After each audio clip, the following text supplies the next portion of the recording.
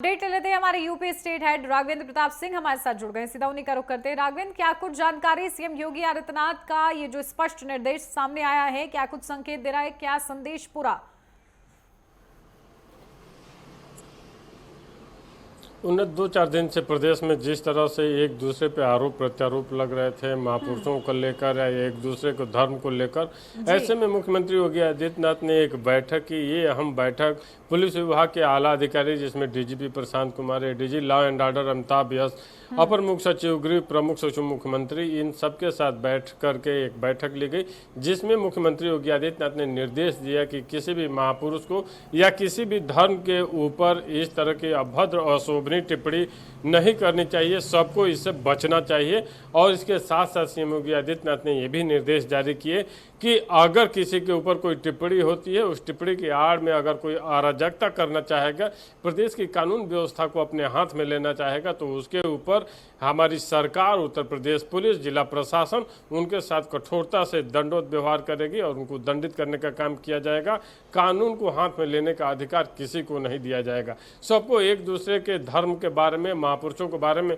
सम्मान करना चाहिए, लेकिन बाध्य किसी को भी नहीं किया जा सकता है। और त्योहारों को लेकर भी मुख्यमंत्री योगी आदित्यनाथ ने स्पष्ट निर्देश जारी किए हैं कि किसी की धार्मिक भावनाओं को ठेस नहीं लगनी चाहिए। प्रदेश में अमन चैन शांति का माहौल रहना चाहिए। अगर कोई भी अराजक तत्व दिखाई देता है तो उसके ऊपर दंडात्मक कार्रवाई पुलिस प्रशासन करे। तो एक तरह से कहा जा सकता है कि सीएम योगी आदित्यनाथ बीच में जिस तरह के बयान लोगों के आ रहे थे, एक दूसरे पे आरोप प्रत्यारोप लग रहे थे धार्मिक चीज़ों को लेकर के, तो सीएम योगी ने अपना सख्त रुख दिखाते हुए स्पष्ट निर्देश जारी कर दिया है कि आप एक दूसरे पे आरोप लगाने से भी बचें, और अगर कोई आरोप लगाता है तो उसकी आड़ में आप अराजकता भी नहीं फैला सकते हैं, क्योंकि उत्तर प्रदेश में अराजकता का कोई जगह नहीं है। यहाँ पे शांति से प्रदेश चलेगा, नियम से चलेगा। तो एक तरह से सीएम योगी आदित्यनाथ ने स्पष्ट निर्देश जारी कर दिए हैं कि सभी लोग आप अपने अपने दायरे में रहिए, दायरे को कोई भी लांघने का प्रयास न करें, क्योंकि जिस दिन आप दायरे को लांघेंगे, प्रदेश की कानून व्यवस्था को अपने हाथ में लेंगे, तो प्रदेश की योगी सरकार आपके ऊपर दंडात्मक कार्रवाई करने से कहीं पीछे नहीं हटेगी। जी बिल्कुल। और साथ ही देखिए, बेटियों की सुरक्षा सुनिश्चित हो, इसको लेकर सीएम योगी आदित्यनाथ ने खासा फोकस किया है। और ऐसे में त्योहार के माहौल में भी ये सुनिश्चित कर पाना प्रशासन के लिए भी चुनौती है, और ऐसे में उसकी क्या तैयारियां रहेंगी? बिल्कुल उन्नत सीएम योगी आदित्यनाथ की हम बात कर लें तो जिस तरह से नवरात्र चल रहा है, नवरात्र में जिस तरह से वो कन्या पूजन करते हैं, और मुख्यमंत्री बनने के बाद से जिस तरह मिशन शक्ति के तहत उन्होंने प्रदेश की महिलाओं को सुरक्षा देने का काम किया, शोधों को, संगठित अपराध करने वाले लोगों को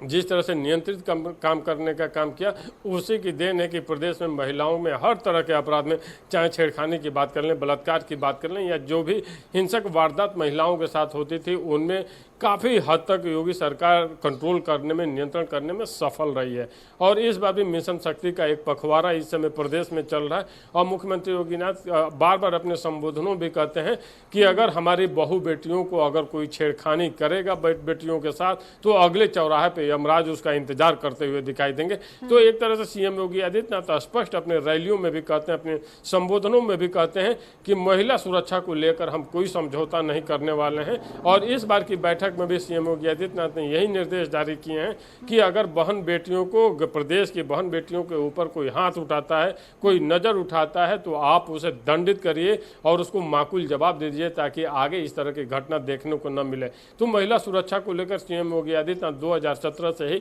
लगातार उस दिशा में काम करते हुए दिखाई दे रहे हैं। उसी कड़ी में आज की बैठक में भी उन्होंने महिला सुरक्षा को लेकर भी अपने निर्देश जारी किए कि महिलाओं की सुरक्षा प्राथमिकता से आप लोग तय करिए कि कहीं भी किसी भी महिला के साथ कोई अप्रिय घटना देखने सुनने को न मिले। जी बिल्कुल। देखिए, और किस तरीके से सीएम योगी आदित्यनाथ ने कहा है कि हर एक समुदाय की जो आस्था है वो किसी भी तरीके से उसका सम्मान करना है, और उसके सम्मान पर अगर कोई भी ठेस पहुंचाता है तो ये अराजकता बर्दाश्त नहीं की जाएगी। तो खुले तौर पर जो अराजक तत्व है उनको ये संदेश है सीएम योगी आदित्यनाथ का।